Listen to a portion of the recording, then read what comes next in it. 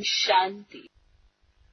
सजाओं से छूटने की फिक्रात रहे, नहीं तो उस समय बहुत लज्जा आएगी।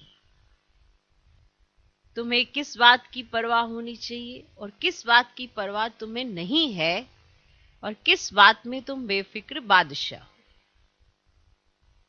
कौन सी बात आपको फिक्र की अपने साथ रखनी चाहिए कि मैं पति से पावन कैसे बनूं।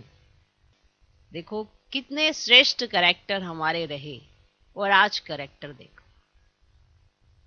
भाई भाई हैं, दृष्टि कितनी शुद्ध होनी चाहिए, पर तमो प्रधानता के कारण क्या करते हैं। दृष्टि में कैसा वैर, द्वेष, घृणा, ईर्ष्या और देहिक भान, ये सब दृष्टि की अपवित्रता है, अशुद्धता है, शुद्धता नहीं है। और अगर ये याद रहता है कि हम कहाँ से आए हैं, दूसरी आत्मा भी कहाँ से आई है, हम सब आपस में क्या लगते हैं, क्योंकि आज ही ये परिचय मिला है। आज ही का अर्थ है कि संगम युग पर ही इस बात से परिचित हुए हैं। बाकी गाते आए थे, हिंदू, मुस्लिम, सिख, ईसाई आपस में सब भाई भाई, पर उस भाई भाई का अर्थ तो समझा नहीं। आए एक घर से हैं, एक बाप की संतान है, परम पिता परमात्मा आके समझा रहे हैं। ये बात जितनी हमें स्पष्ट होगी उतनी दूसरों को स्पष्ट कर पाएंगे।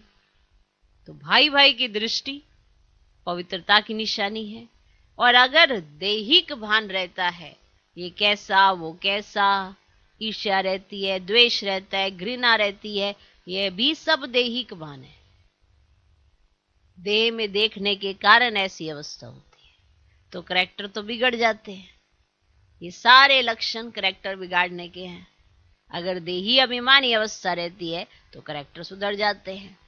कितनी वैसे सहजता की बात भी है कि ये सब चीजों का बेस थोड़े समय के लिए है, उसके बाद तो न्यारा होना ही है।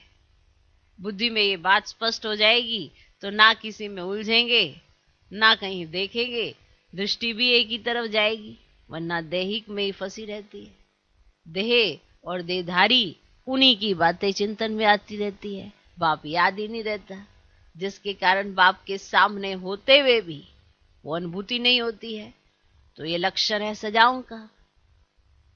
अब अगर ऐसे ही सजा खाते रहे तो जब लास्ट में रिजल्ट निकलेगी तो लज्जा नहीं आएगी कि प्राप्ति तो बहुत श्रेष्ठ थी, पर उस प्राप्ति को प्राप्ति नहीं कर पाए, अनुभव ही नहीं कर पाए।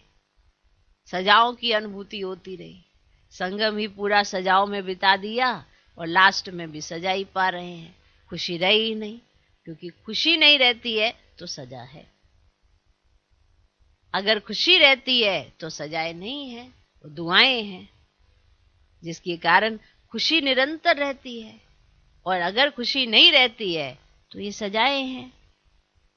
है तो बहुत स्पष्ट तरीका देखने का। आप कुछ भी करते हो, बाप के आगे अर्पण कर देते हो कि बाबा ये हमने ये किया, ये सेवाएं की, ऐसा किया, पर अर्पण अगर दिल से नहीं किया तो कहीं ना कहीं मैंपन आ ही जाता है, देभान आ जाता है, देहाभिमान आ जाता है। उसके चलते सेवा सेवा नहीं रहती है, मेरापन आ जाता है। और वहां बाप नहीं होगा तो फिर सजा की अनुभूति होगी। कोई तारीफ नहीं करेगा, कोई मान शान नहीं होगा, फिर सजा। तो ऐसे हर दिन अगर इसी तरह से चलता रहा तो संगम युग तो बीत जाएगा, पर सजाओं में ही काट देंगे।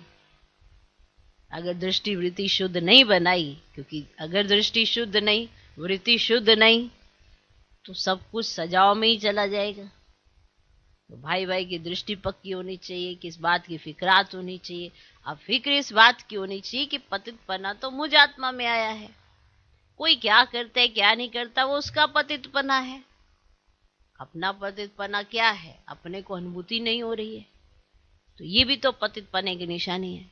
तो खुद को फिक्रात होनी चाहिए कि मैं पति से पावन कैसे बनूं, मैं सजाओं से कैसे बचूं, ये खुद की फिक्र होनी चाहिए। तो जिसको ये फिक्रात होती है वो आज भी केयरफुल रहता है, सावधानियों से चलता है, कल भी सावधानियों में रहता है, इसलिए बचा रहता है, सजाएं नहीं खाता है।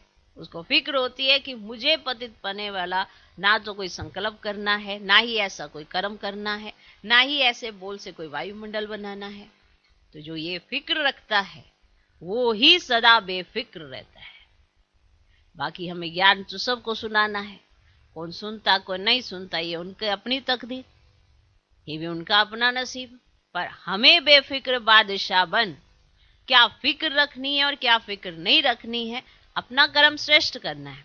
दूसरे को परिचय बाप का श्रेष्ठ ते श्रेष्ठ एकदम एक्यूरेट देना है। आपने परिचय दिया, फिर आगे बढ़ो, फिर उसके आधार पर उसे सब बात समझ में आ जाती है। जब पहला पाठ ही पक्का नहीं होगा तो बाकी के पाठ कैसे पक्के हो सकते हैं। तो बाप का परिचय एक्यूरेट देना चाहिए, उसके बाद सारे उसके प्रश्न खत्म हो जाते हैं। तो फिक्र हमें कौन सी होनी चाहिए, किस बात में बेफिक्र होना चाहिए, किस बात की परवाह करनी चाहिए, ये सब राज भगवान ने समझा दी। किस आधार पर सजा मिलती है, किस आधार पर मजे लेते हैं, मजे ही है, ये मजा नहीं है, ये तो सजा है। जो खुश होता है कहता है बड़े मजे में है, जो मजे में है वो खुश होता है, और जो खुश नहीं होता है वो कहते बड़ी सजा पा रहा है, ये खुशी नहीं रह पाता है। तो ये भी अपने आप में सजा है। तो बाप के सम्मुख होते हुए अगर खुश नहीं है तो सजा ही सजा है। तो ये फिक्र होनी चाहिए कि हम पति से पावन कैसे बने, कैसे अपना चिंतन शुद्ध बनाए, कैसे अपनी दृष्टि को शुद्ध बनाए, कैसे हमारी वृत्ति शुद्ध बन जाए, कैसे हर बात को लें, उसी में ही मजा या सजा है। तो निर्णय हम सब बच्चों के अपने हाथ में है, कैसे हमने बेफिक्र बादशाह रूपी जीवन बिताना है, कौन सी बात की फिक्र रखनी है, किन बातों की फिक्र नहीं रखनी है।